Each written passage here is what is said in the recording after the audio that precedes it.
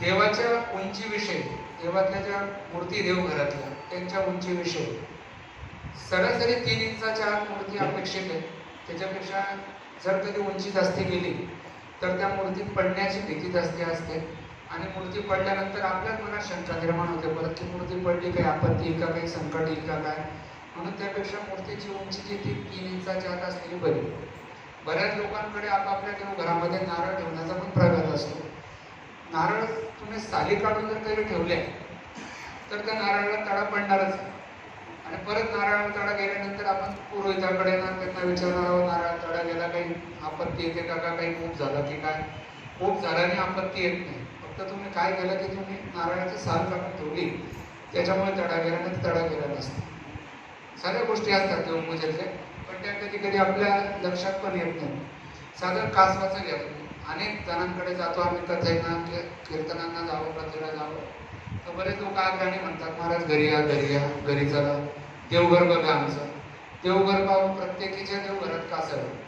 बरं ज्याच्या देवघरात कासव तिला विचारलं तरी कासव तुम्ही गौरव ठेवलं.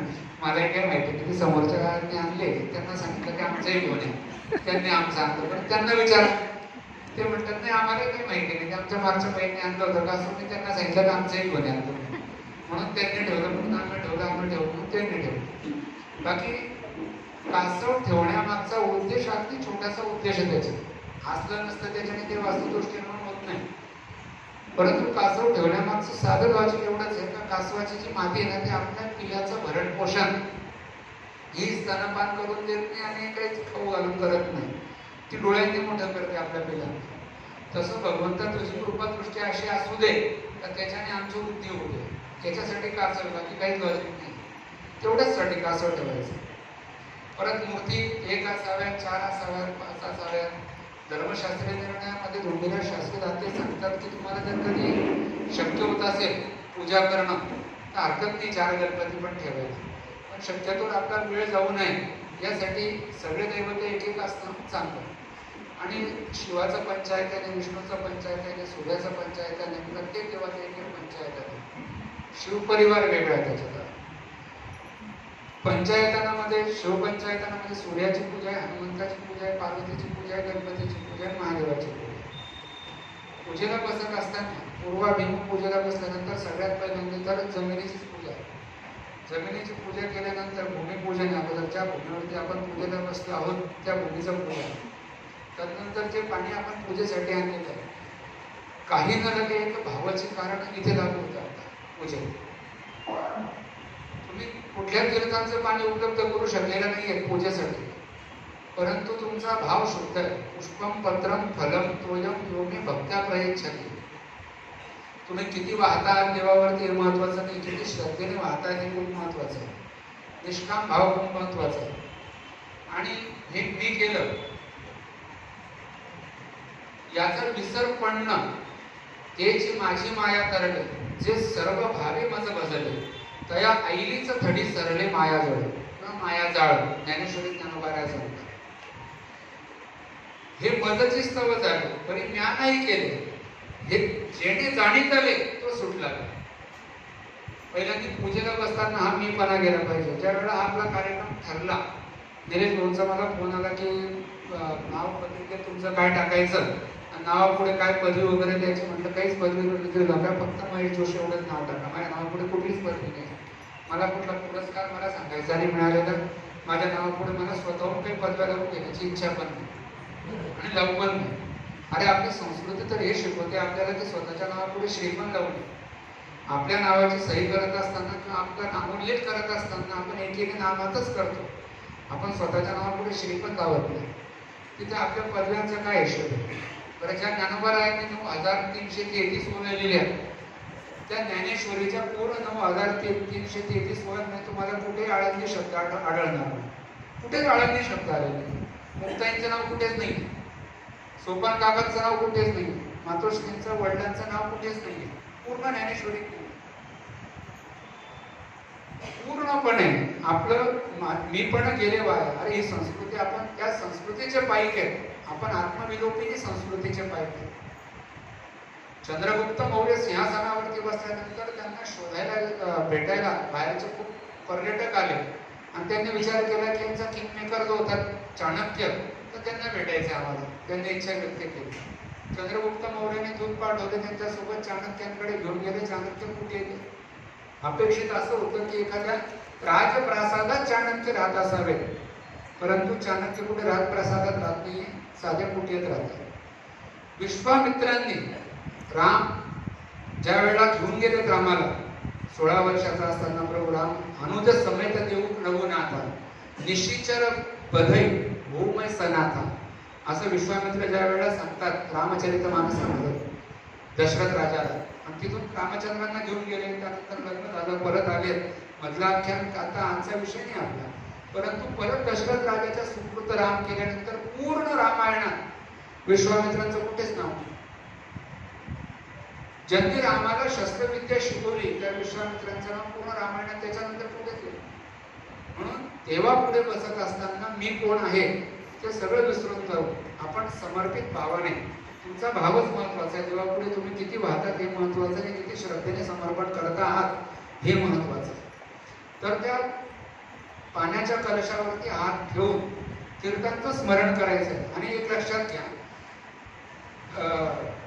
जेवढे भारतातले म्हणण्यापेक्षा जेवढे विश्वातले मुसलमान असतील सगळे, त्या सगळ्या मुसलमानांची एकच प्रार्थना आहे. तुम्ही UAE मध्ये नमाज ऐका, की कुवेतला ऐका, की सिरियामध्ये ऐका, कुठे पण ऐका, त्यांचा एकच नमाजची प्रार्थना, ती बदलत नाही.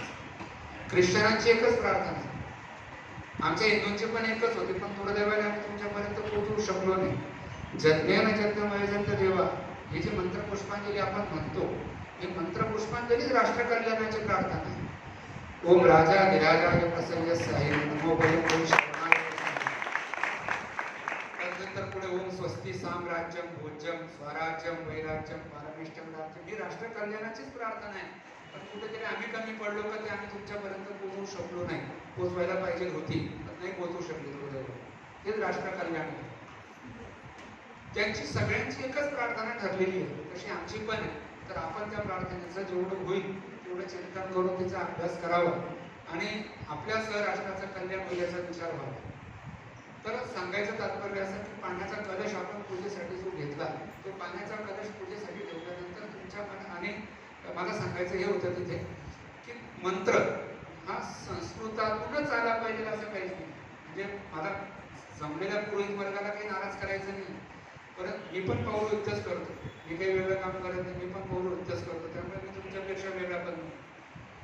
असं काहीच नाही आहे की मंत्र संस्कृतातूनच आला पाहिजे असं काही नाही. तुम्ही ऐराणीतून बोला, मारवाडी भाषेतून बोला, जैन भाषेतून बोला, वंजारी भाषेतून बोला, सगळ्या भाषा देवाला समजतात. चींटी के पैर में घुंघरू बजता है उसे सुनाई देता है. इतका तो भगवंत तुम्ही जे बोलतात ते नाही, न सांगता तुम्हा कळो येते अंतर. तुम्ही जे बोलत नाही ते पण ऐकतो, तुम्ही बोलतात ते सोडा, तुम्ही जे बोलले नाही ते पण ऐकतो. म्हणून काही लागत नाही, फक्त तुमचा भाव महत्वाचा आहे. तुम्ही किती श्रद्धेने करता हे महत्वाचं आहे. त्या कलशावरती उजवा हात ठेवा, त्याच्यावरती उजवा हात ठेवून मनापासून म्हणा की हे पाणी मी असं स्मरण करा की मी गंगेला उभा आहे, हरिद्वारला उभा आहे, गंगोत्रीला उभा आहे, तिथून तांब्या भरतोय. मी कुशावर्तावर उभा आहे, तिथलं पाणी भरतोय. मी तापीच्या काठावर उभा आहे, तिथलं पाणी भरतोय. मी नर्मदा मैयेच्या जवळ आलोय, तिथलं पाणी भरतोय. असा भाव करा. तस्मात भावही कारण, आणि त्या तीर्थांचं पाणी कलशात आलंय म्हणून त्या तांब्याची पूजा करा.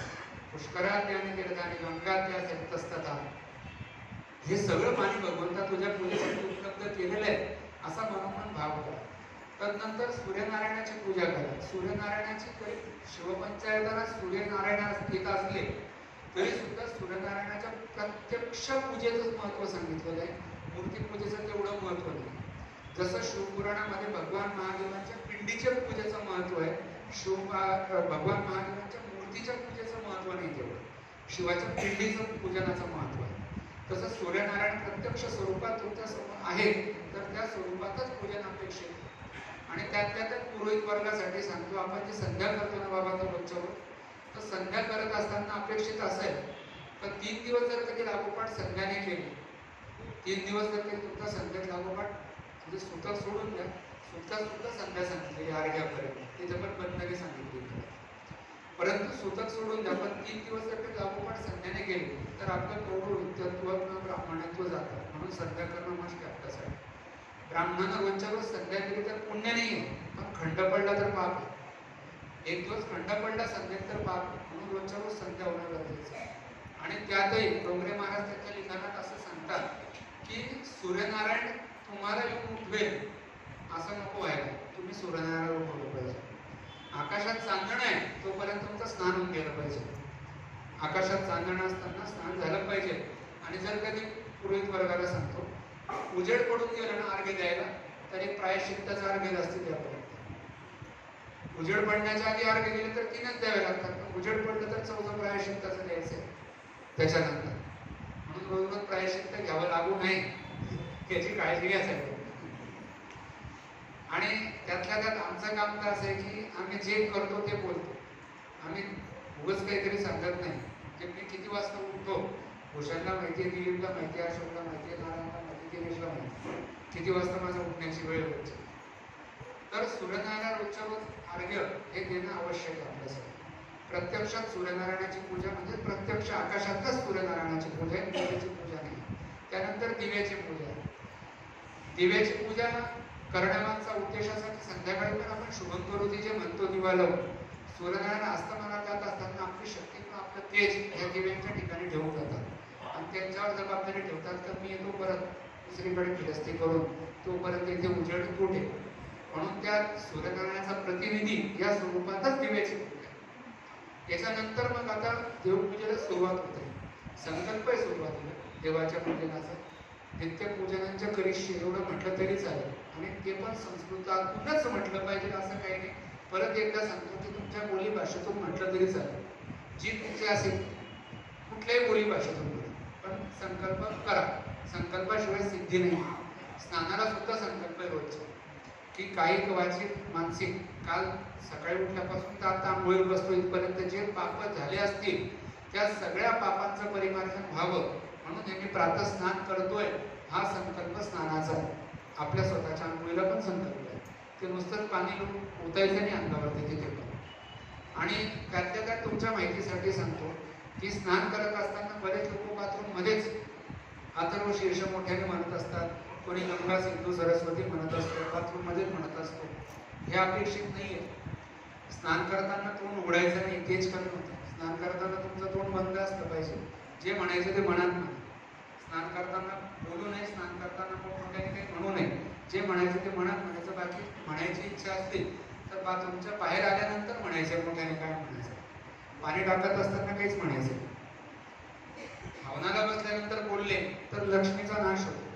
जेवत असताना बोलले तर आयुष्याचा नाश होतो. जेवताना पण बोलायचं नाही, तेही पथ्य पाळायचं. आता याच्यानंतर संकल्प झाला त्यानंतर देवपूजेला सुरुवात. देवपूजेसाठी बऱ्याच लोकांकडे गंगाळ, तांब्याचं गंगाळ आणले काही काही मावल्यांनी आवश्यक. पण त्या गंगाळाचा ड्रॉबॅक असा आहे, तुमच्यासाठी सांगतो इकडे भगिनी वर्गासाठी. गंगाळाचा ड्रॉबॅक असा आहे, गंगाळाचं जे गुड आहे किंवा त्याचा बेस आहे तो एवढाच आहे. एवढाचा बेस असल्यानंतर मग काय होतं की गणपती पालखा आहे, त्याच्यावरती दत्त उलटे आहे, त्याच्यामध्ये त्या देवी सगळ्या देवांचा ढीग लागलाय त्याच्यामध्ये. आणि आपण पाणी टाकून देतो आणि पाण्यात देव स्विमिंग टँक मध्ये एन्जॉय करतायत, आपण मध्ये चहा घ्यायला उठून गेलो. ही पूजा नाही. देवपूजेसाठी अपेक्षित असं आहे का तुम्ही नसेल ना तुमच्याकडे तांब्याचं स्टीलची परात हरकत नाही, पण सगळे देव तुमचे व्यवस्थित उभे राहू शकतील तिथे त्या परातीत किंवा त्या पात्रामध्ये. अशा पद्धतीमध्ये एवढं मोठं पात्र आहे, त्या पात्रात ते देव उभे ठेवायचं. देव झोपून देऊ नका. यथा देहे तथा देवे. बाथरूम मध्ये आपल्याला स्नान करायचं झालं तर जेवढ्या काळजीने आपण स्वतः स्नान करत असतो तेवढ्याच काळजीने देवांचं स्नान होणं अपेक्षित आहे. म्हणून देवांना उभं ठेवायचं. आणि उभं ठेवल्यानंतर त्या देवांवरती जर तरी ऋतू शिशिर असेल, हेमंत ऋतू असेल तर मग त्याच्यात हिवाळा आहे. आपल्याला काय मुलं का जानेवारी फेब्रुवारी मार्चच्या काळामध्ये आपल्या ऋतूंचंही स्मरण राहिलं, महिन्यांचं स्मरण राहिलं. लोकांना सांगावं माघामध्ये आपण कार्यक्रम करू, माघ महिना कधी तुम्हाला तुमचं ते सांगतो. चाणक्यांनी सांगितलं होतं हजारो वर्षांपूर्वी की जे आक्रमण करणारे लोक असतात ते आक्रमण करून आले की आक्रमण करून आल्यानंतर ते आक्रमण करणारे लोक फक्त तुम्हाला परास्त करतात असं नाही, ते तुमच्या संस्कृतीला परास्त करतात आणि ते करतीलच. ते तुमच्या संस्कृतीला हरवतात. जेव्हा तुमची संस्कृती पूर्णपणे हरते त्यावेळेला त्यांचा विचार ते तुमच्यावरती थोपवू शकतात, तोपर्यंत थोपवू शकत नाही. म्हणजे पॅन्ट हा प्रकार आपला नव्हता, आपला प्रकार धोत्राचा होता. पॅन्ट तिकडून आली ती आणि आपण ती परिधान केली आनंदाने, त्यांचा विचार आपण घेतला. परंतु आजही या कमरेच्या माझ्या धोत्राचं जे नैतिक मूल्य बाजारात आहे ते तुमचं पॅन्टचं नाही. म्हणजे धोतर कमरेला असताना जेवढे पूर्वी ते त्यांना सांगतो, तुमच्या कमरेला धोतर असताना तुमची गाडी रात्री अपरात्री किती वाजता खराब झाली किंवा काही आपत्ती आली, तुम्ही कुठेही राहिलात ना तरी तुमची गाडीची व्यवस्था होईल, तुमची पण व्यवस्था होईल फक्त या धोत्रामुळे. या धोत्राचं इतकं म्हणजे आमच्या जीवनात घडलेला सत्य प्रसंग सांगतो. आमच्या अशा कोणी एकदा गाडी केली, कॉलेज गाडी केली, पंढरपूर झाली. पंढरपूर चाललो होतो आम्ही. रात्री नगरच्या पुढे रोहित 36च्या अलीकडे आमची गाडी बंद पडली. रात्री 2 वाजता गाडी बंद पडलेली. दुसऱ्या दिवशी सकाळी 6 वाजेपर्यंत आम्ही तिथेच होतो. म्हणजे जवळपास 18 तास 16 तास आम्ही तिथेच होतो. परंतु आम्ही धोत्रात असल्यामुळे त्या माऊलीने आम्हाला चूल रिकामी करून दिली, पाणी भरण्यासाठी हातपंप दाखवला, स्वयंपाकासाठी तिने आम्हाला रवा काढून दे, मिरच्या काढून दे, तिखट मीठ हळद काढून दे. तिथे रवा खाऊन आम्ही स्वतः तयार करून दिवस काढला. पण ते फक्त या धोत्राच्या कृपेमुळे कमरेच्या. म्हणून या कमरेच्या धोत्राचं नैतिक मूल्य खूप मोठे बघा.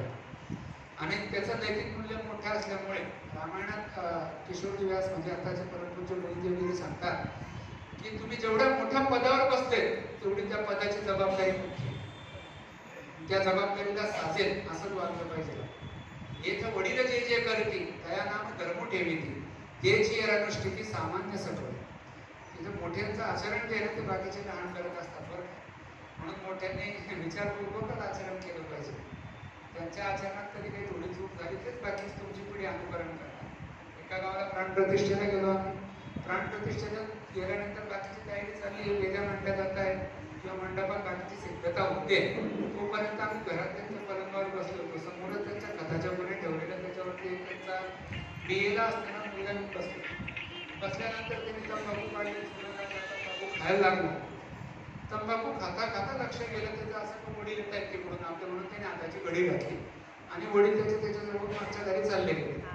वडील मागच्या दारी गेल्यानंतर परत त्यांनी त्याचा उपयोग सुरू केला. मी त्याला म्हटलं, बाळा तुझं कौतुक असं वाटलं मला, आमची नाही पण तुझ्या वडिलांची मर्यादा पाळतो तू, हेच बरं आहे. महाराज ते मर्यादा वगैरे काही नाही तसं. आता कधी पप्पांनी गाय छपाईली असते ना त्यातच संपून टाकली असते. हे तर वडील, विनोदाचा भाग सोडा, हे तर वडील जे जे करते तया नाम धर्म ठेवते. अरे तुमच्या घरातली देवपूजा तुम्ही जेवढ्या प्रामाणिकपणे कराल ना ती पुढची पिढी पाहते माझे वडील हे करायचे, म्हणून ती पुढची पिढी बरोबर तुम्ही जे करतायत ते करायचं. तर अगोदर सगळ्या देवांना आडवे तिडवे पाडू नका.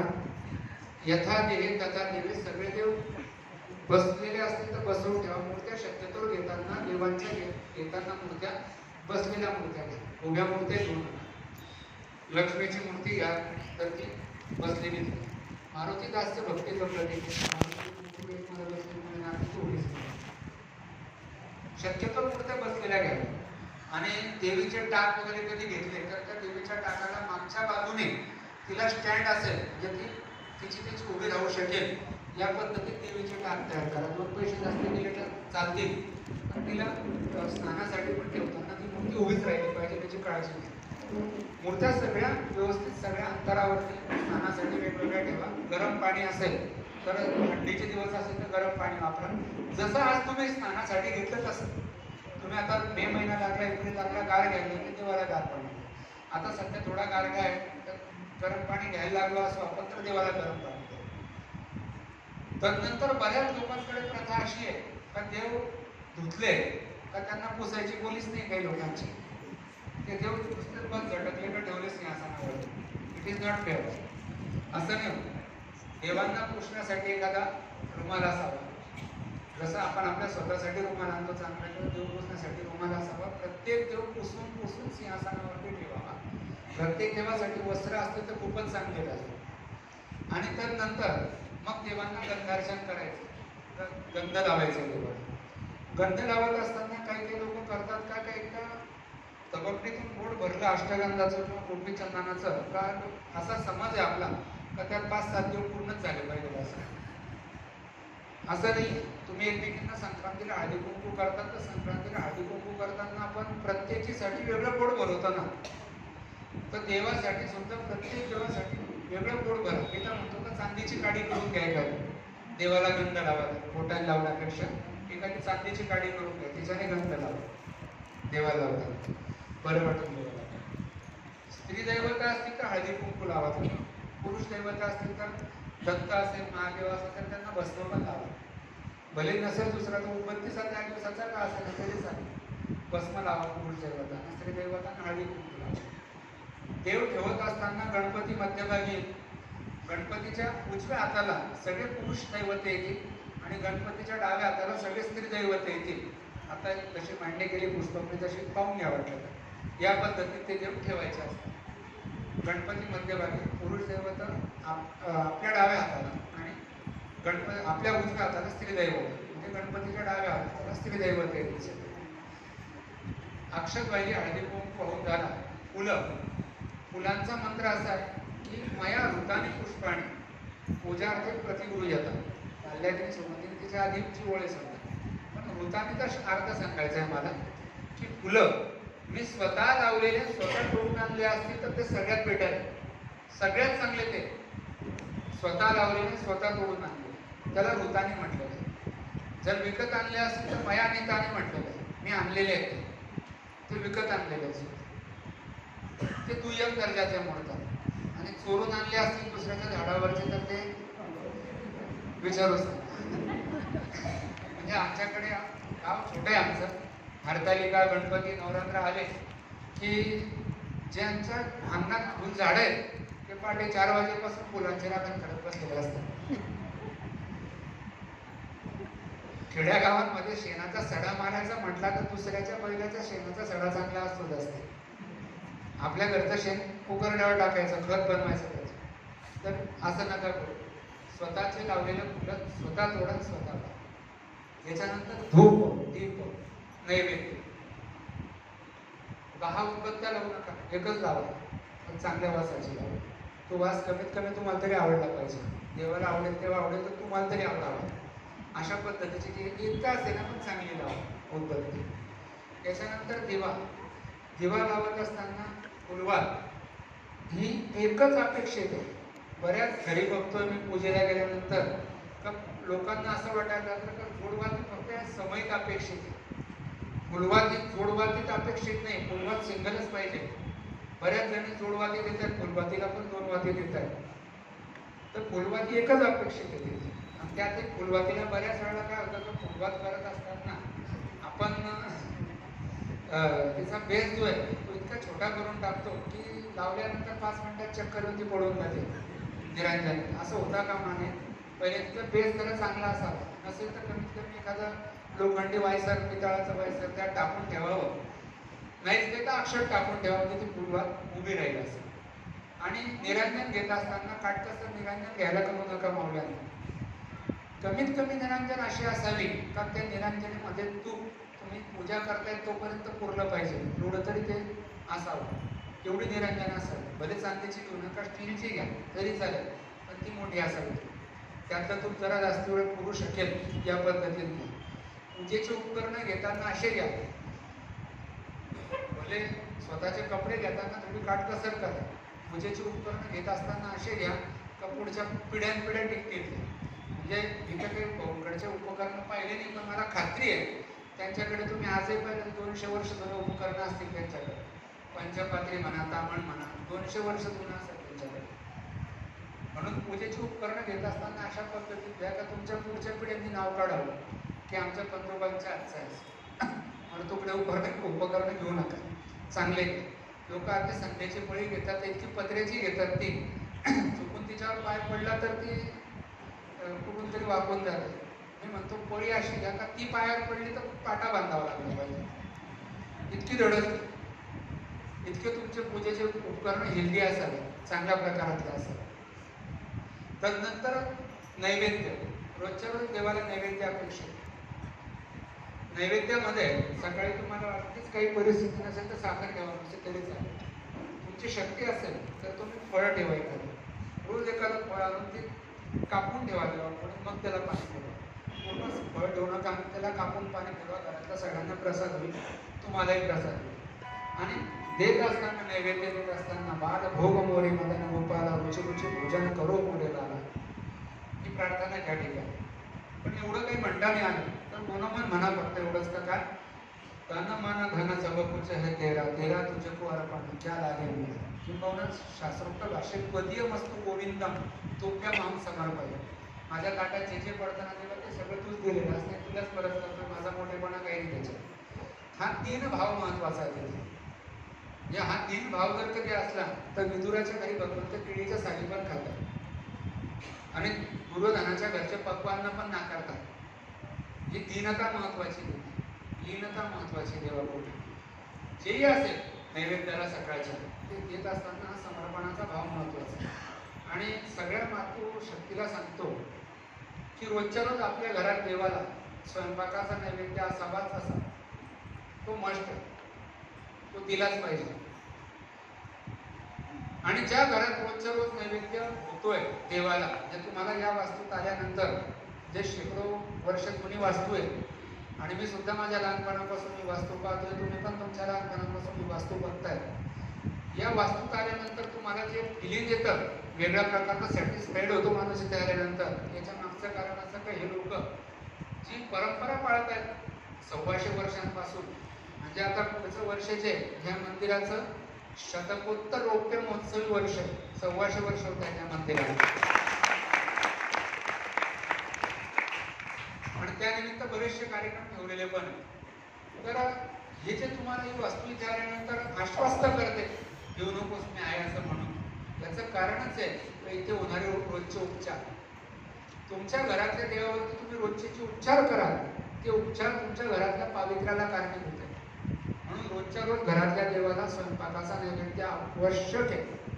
जो कराल तुम्ही काही करा, अगदी पिठलं भाकरी केली असेल तर तो नैवेद्य दाखवा, आमटी भाकरी असेल तो नैवेद्य दाखवा, असं काहीच नाही का रोजच्या रोज गोड असलं पाहिजे नैवेद्यात, किंवा वरण भात असलाच पाहिजे आपल्या प्रापंचिक माणसासाठी, यांची गोष्ट वेगळी. पण आपल्यासारख्या प्रापंचिक माणसासाठी आपल्याला रोजच्या रोज वरण भात करायला वेळ नसतो, शक्य होत नाही, माझा जॉब आहे असं तसं काही ना काही असतं. तर मग साधं पिठलं भाकरी का असेल, पण नैवेद्य घरातल्या देवाला रोज असा, असा दिवस जाऊ नये की आज देवाला नैवेद्य दाखवले. चतुष्कोण मंडलम कृत्वा, अगोदर त्या नैवेद्याच्या पात्राच्या खाली पाण्याचा चौकोन करायचा आहे. काही लोक गोल करतात, कोणी स्वस्तिक काढतात, तसं करू नका. तिथे चौकोनीच मंडल अपेक्षित आहे आणि त्याच्यावरती नैवेद्याचं पात्र ठेवायचं आणि मग त्याच्यानंतर पाणी फिरवायचं. जेवणाचा क्रम असा आहे आपला, पुरोहित वर्गाला माहिती आहे की आपण अगोदर पंचग्रास घेतल्यानंतर आपण जे अगोदर पाणी पितो ते पाणी अगोदर पोटात जातं, त्याचं अन्न आहे, त्याच्यानंतर पुन्हा अपोषण आहे. म्हणजे अन्नाला पाण्याचा संपुट लावू नये, म्हणजे अन्नाच्या खाली पण पाणी आणि अन्नाच्या वर पण पाणी, या पद्धतीत अन्न आपल्या पोटात ठेवलं जातं बरं. तर त्याच न्यायाने अगोदर पाण्याचं मंडल करायचं, ताट ठेवायचं. ताट ठेवत असताना भात कधी देवाकडे यावं, भात आपल्याकडे येऊ नये. म्हणजे दिलेश दादाला विनंती करेल की तुम्ही हा जो वर्ग घेतला ना असाच एकदा माझी इच्छा आहे का जेवणाचे ताटं वाढण्याचा क्रम काय तो कळावा सगळ्यांना, याच्यासाठी एकदा वर्ग घ्या. बऱ्याच वेळेला होतं काय का आपल्याला जेवणाचं ताट वाढायचं कसं त्याचाही क्रम माहिती नसतं आपल्याला. अगोदर भात वाढायचा का भाजी वाढायची का मीठ वाढायचंय हेही बऱ्याच वेळेला माहिती नसतं. आणि पात्रामध्ये पातळ भाजी उजवीकडे वाढावी का डावीकडे वाढावी का समोर वाढावी हे पण मॅनर्स आपल्याला नसतात. तुम्ही म्हणाल महाराज कुठेही वाटतं तर पोटातच जाणार आहे ना, बरोबर आहे पोटात जाणार आहे, पण रिपोर्टरमध्ये तळपाया लावून पण उपयोग नाही ना. जिथली वस्तू तिथेच गेली पाहिजे. श्राद्धाचा क्रम जो आहे, श्राद्धाचा अन्न वाढण्याचा जो क्रम आहे त्यालाही काही ना काही शास्त्र आहे, त्यानुसारच ते अन्न वाढलं जातं. नंतर त्यानंतर त्या अन्नाचं समर्पण होतं. म्हणून नैवेद्य जो अन्नाचा तो रोजच्या रोज अपेक्षित. तदनंतर वास्तूसाठी संध्याकाळच्या वेळेला जो आपण दिवा लावतो ना, तुळशीजवळ दिवा लावतो, दिवाजवळ दिवा लावतो, तर एक दिवा वास्तुपुरुषासाठी पण अपेक्षित आहे संध्याकाळच्या वेळेला. वास्तुष्पती नमस्तुभ्यं पुरुषय्या दुर्भिरतं प्रभो मत्पुरे धनधान्यादी समृद्धी कुरु सर्वदा. हे वास्तुपुरुषा माझ्या घरामध्ये धनधान्याची वृद्धी कर, ही प्रार्थना तिथे आहे. आणि रोजच्या रोज एक दिवा वास्तुपुरुषासाठी पण संध्याकाळी आपल्या घराच्या आग्नेय कोपऱ्यात लावत जावा. आग्नेय कोपरा हा घरातल्या वास्तुपुरुषाचा वास्तव्याचं ठिकाण आहे.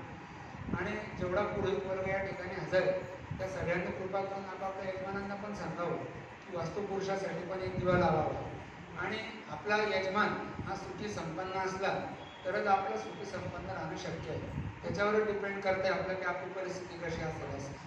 तो जर दुर्बल व्हायला लागला तर आपणही दुर्बल व्हायला लागलो. म्हणून त्याची वृत्ती होणं गरजेचं आहे. त्याच्यानंतर आपलं कल्याण.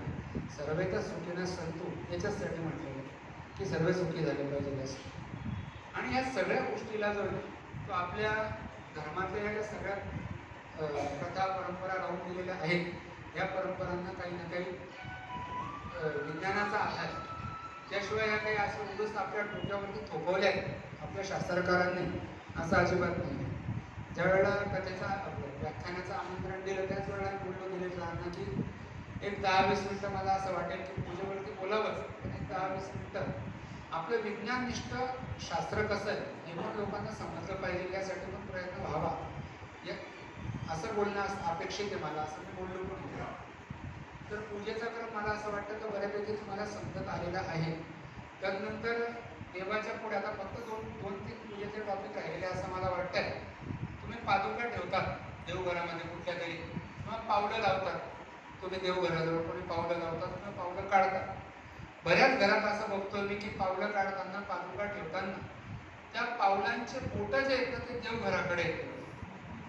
पादुका ठेवताना पण तुम्ही त्या पादुकांच्या अंगठ्याचा भाग तिकडे देवघराकडे केलेला असतो. तर हे असं अपेक्षित नाही.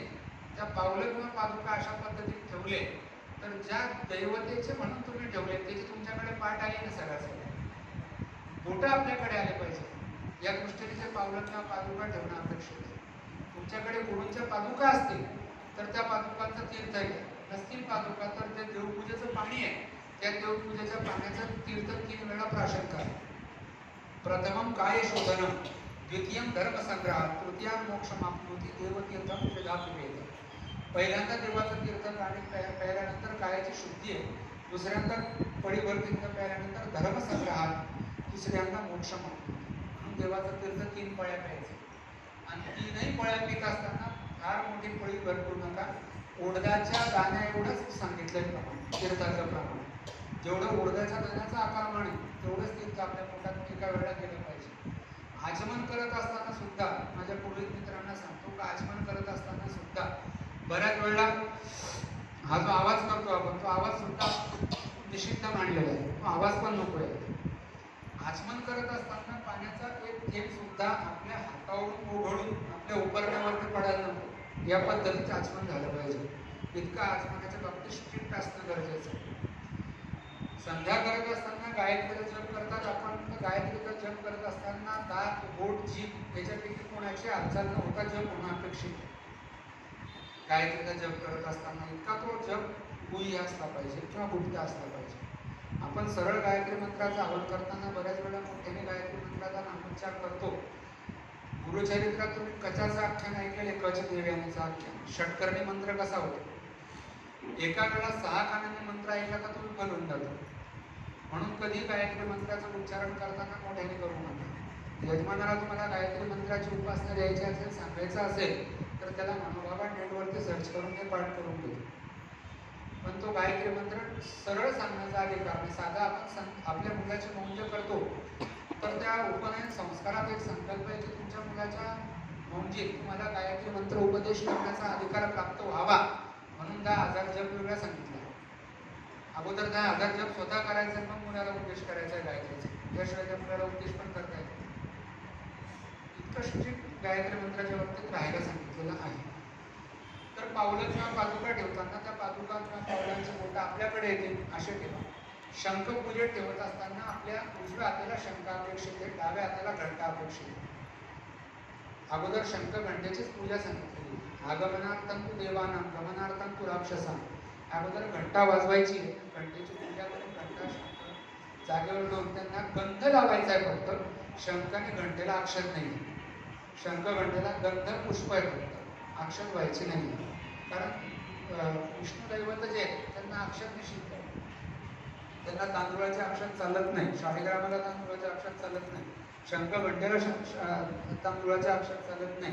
त्यांना फक्त गंध लावा, पुष्प लावा, तुळशी पत्र लावा, एवढंच लावा. पान, फूल, बेल, दुर्वा या सगळ्या वस्तू वाहत असताना देठ देवाकडे येतील असे ठेवले. देवाकडे आपण तोंड करून बसतो, पाठ करून आपण देवाकडे कधी बसत नाही. आपलं भरण पोषण होतं, हा आपला तोंडाचा भाग. त्याच प्रकारे पानांचं, फुलांचं, फळांचं, दुर्वांचं भरण पोषण देठांकडून होतं ना, तो त्यांचा तोंडाचा भाग. म्हणून त्यांना पण देवाकडे तोंड करून बसता यावं यासाठी देवाकडे करायचे, आग्रह आपल्याकडे करायचे या सगळ्याच गोष्टींची. मी मगात बोलताना बोललो की आपल्या धर्मामध्ये प्रत्येक या गोष्टींना विज्ञानाचा आधार आहे. त्याशिवाय सगळं आपल्यासमोर मांडलेलं नाही. म्हणजे तुम्ही जर कधी श्रीमद भागवत, आता हरिभक्तपरायण धनंजयजी देशपांडे सारखे भागवतकार इथे उपस्थित आपल्याला वक्ते म्हणून लाभलेले, ते ज्ञात आहेत. बरेचसे भागवतकार इथे बसले, त्यांना पण माहिती आहे. श्रीमद भागवताला 5000 वर्षांपूर्वीचं लिखाण आहे बरं का श्रीमद भागवत. आणि त्यातही कपिलाचार्य आणि देवाहुती यांचा संवाद जो आहे, लक्षपूर्वक ऐका मी काय सांगतो. म्हणजे ज्या ज्या वेळेला लोक तुम्हाला तुमच्या धर्माविषयी क्वेश्चन टॅग तुमच्या समोर उपस्थित करतात ना, त्यावेळेला तुम्हाला धर्माचे पालन करणे पाखंड खंडन हे जे आम्हा करणे काम बीज वाढवावे ना. तुम्हाला ह्या पाखंडी लोकांचं खंडन करण्यासाठी तुमच्याकडे खूप साहित्य आहे, पण दुर्दैवाने तुम्ही ते वाचलं नाही, म्हणून तुम्ही खंडन करू शकत नाही. तुम्ही शांतपणे ऐकून घेता. भरपूर आहे आपल्याकडे खंडन करण्यासाठी, असं पुरावे हजारोनी पुरावे आहेत आपल्याकडे, पण आपले ग्रंथ आपण कधी उघडून पाहिले नाही, त्याचं आपण कधी आकलन आपल्याला झालं नाही. श्रीमद भागवत तृतीय स्कंद अध्याय 31 श्लोक 2 पासून तर 5 पर्यंतचे वाचा. कपिलाचार्य देवाहुतीचा संवाद, ब्रह्मज्ञान सांगतात आले. आता हा संवाद तर लाखो वर्षातून आहे, आणि त्या संवादात तिथे गर्भाची वाढ सांगितलेली आहे. कललं त्वेकरात्रेण पंचरात्रेण परं दशाहेन तु करकंतु प्रेष्यण्यत्वात तत्परं मासेन तु शिरोद्वाभ्यां बाहु अस्ति संग्रहा नख लोम अस्ति चर्माणि लिंग छिद्र भवस्त्रिमी. हे श्लोक येते, वाचून घ्या तुम्ही. तिसरा स्कंद 31 अध्याय श्लोक 2 ते 5 लक्षात ठेवा, घरी जाऊन वाचा. आईला सांगितलं का आई गर्भधारणा होत असताना 4थ्या दिवसापासून तर 20व्या दिवसापर्यंत होते, बाकी त्याच्या नंतर गर्भधारणा कधीच होत नाही आईला. आईचं शोणित आणि वडिलांचे रेतकण हे एकत्र होतात आणि त्यातून जीव जन्माला येतो. करलम त्वेक रात्रेण, पहिल्या रात्री फक्त त्यांचं कालवण होतं.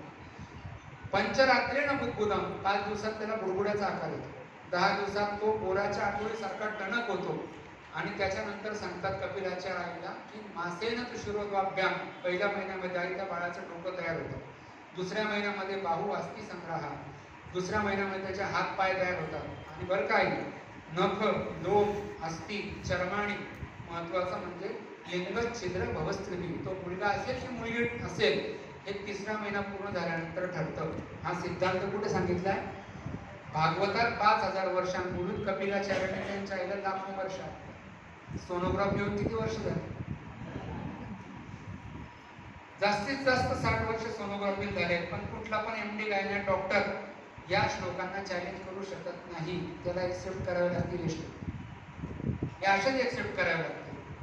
आता एवढ्या हजारो वर्षांपूर्वी कपिलाचार्यांनी कुठल्या याची सोनोग्राफी केली असेल, परंतु आमचे सिद्धांत आम्ही वाचू शकलो नाही, हा आमचा प्रॉब्लेम. विमानाचा शोध आपल्याला शिकवलं गेलं तर राईट बंधूंनी लावला, परंतु 400 वर्ष पुन्हा रामचरित मानस काढलं तर तुलसीदासजी सांगतात की चलत विमान बहुत कोलाहल होई, जय जय रघुवीर काही सबक होई. विमान उड्डाण होताना खूप मोठा आवाज होतो हे तुलसीदासजींना माहिती. ट्रायडेंट तुम्ही गुगलवर टाकून पहा इमेज ट्रायडेंटची.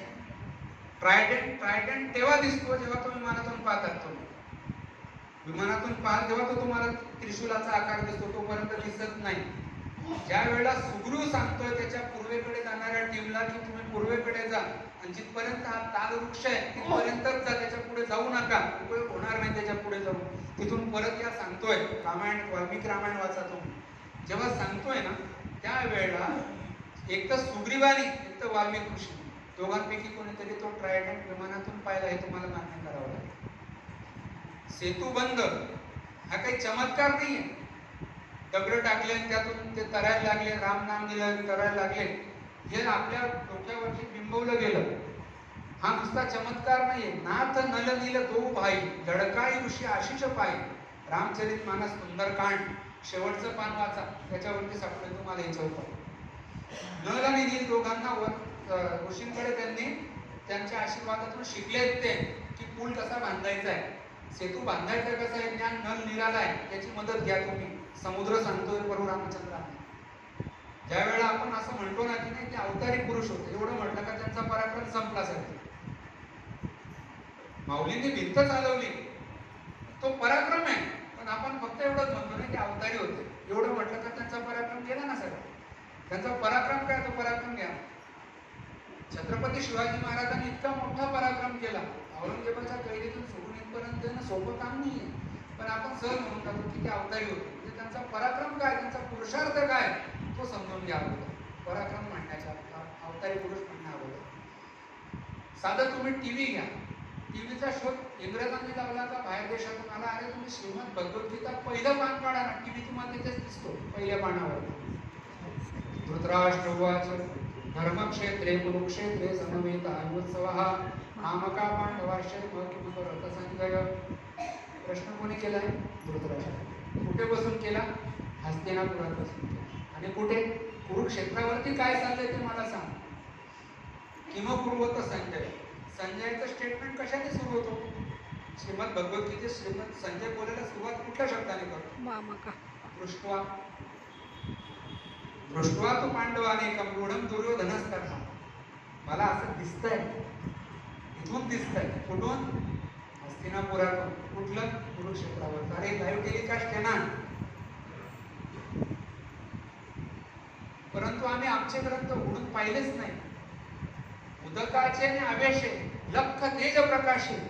700 वर्षांपूर्वी माऊलीने सांगितलं की तुम्हाला जलविद्युत प्रकल्प उभारू शकतात तुम्ही. हा सिद्धांत ज्ञानेश्वरीतला मी आता बोलून गेलो. म्हणून जाणतेने गुरु भजीचे त्याने कृतकार्य होईचे जैसे मूळ सिंचनी सहजे शाखा पल्लव तोषती. नुसतं मुळांना पाणी घातलं तर झाडं मोठे होतात. हा ड्रीप इरिगेशनचा सिद्धांत 700 वर्षांपूर्वी ज्ञानोबारायांनी ज्ञानेश्वरीत सांगितलेला आहे. उदो अस्ताचे प्रमाणे न चालता सूर्याचे चालणे. पृथ्वी गोल आहे किंवा पृथ्वी फिरते, सूर्य स्थिर आहे, हा सिद्धांत गॅलिलिओने मांडलेला नाहीये. हा 725 वर्ष ज्ञानोबारायांनी अगोदर सांगितलेला आहे. पण आम्ही ज्ञानेश्वरीच कधी उघडली नाही. न चालता सूर्याचे चालणे. ज्ञानोबाराय ज्ञानेश्वरीत सांगतात की सूर्य चालत नाही पण तो तुम्हाला चालताना दिसतो. हा भास आहे. सूर्य इकडे उगवतो इकडे मावतो, हा भास होतो आपल्याला. हा सिद्धांत ज्ञानोबारायांनी ज्ञानेश्वरीत सांगितलेला आहे. पण आम्ही आमची ज्ञानेश्वरी उघडच पाहिजे.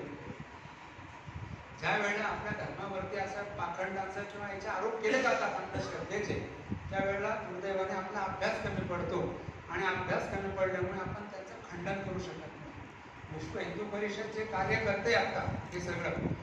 घटना घडायला वेळ लागत नाही, घटनेच्या तयारीला खूप वेळ लागतो. विश्व हिंदू परिषदेने या राम मंदिराचं 22 जानेवारीचे कार्य झालं यासाठी विश्व हिंदू परिषद मागच्या शेकडो वर्षांपासून लढते. आणि त्या लढाईला आता हे यश आलेलं. घटनेच्या तयारीला खूप वेळ लागतो. या लोकांनी खूप मेहनत घेतली, खूप आरोप स्वतःवरती घेतले आणि त्यानंतर हे सगळं कार्य उभं राहू शकलेलं आहे. आणि दुर्दैवाने काय झालं की आपल्याला मुस्लिम पर्सनल लॉ बोर्ड किंवा वक्फ बोर्ड त्यांची नियमावली वगैरे हे सगळं दिसतं, पण विश्व हिंदू परिषद करत असलेलं काम दुर्दैवाने आपल्याला दिसत नाही. म्हणजे मला त्या लोकांचं खरंच मोठेपणा असेल विश्व हिंदू परिषदेच्या की त्यांनी मला कोणी सांगितलं पण नव्हतं की आमच्या कार्यक्रमाच्या समारोपाला तुम्ही आमच्या संघटनेविषयी काही बोला, असं त्यांचं काही म्हणणं पण नव्हतं. काहीच म्हणणार नव्हतं त्यांचं. असं फक्त लोकांची जनजागृती झाली पाहिजे एवढंच त्यांचं म्हणणं. आणि इतकं मोठं कार्य विश्व हिंदू परिषदेचं, म्हणजे त्या लोकांना खरोखर फंडिंग होणं पण कठीण आहे. पैसा उभा करणं, एवढा कार्य करण्यासाठी खूप फंड लागतो. पण आपण सगळे हिंदू लोक काय करतो की फक्त धर्म की जय हो, अधर्म का नाश हो, एवढे म्हणून धर्माचा जय होत नाही बाबांना. त्यासाठी काहीतरी द्यावं लागतं. म्हणून सगळ्यांना विनंती करतो की प्रत्येकाने विश्व हिंदू परिषद असो, राष्ट्रीय स्वयंसेवक संघ असो, बजरंग दल असो, ज्या आपल्या हिंदू संघटना काम करत आहेत आपापल्या क्षेत्रात, त्या सगळ्या हिंदू संघटनांना प्रत्येकाने आपापल्या पद्धतीने आर्थिक मदत करावी. म्हणजे त्यांना बाकी स्वतःच्या प्रपंचासाठी त्यांना कोणालाच काही नको आहे.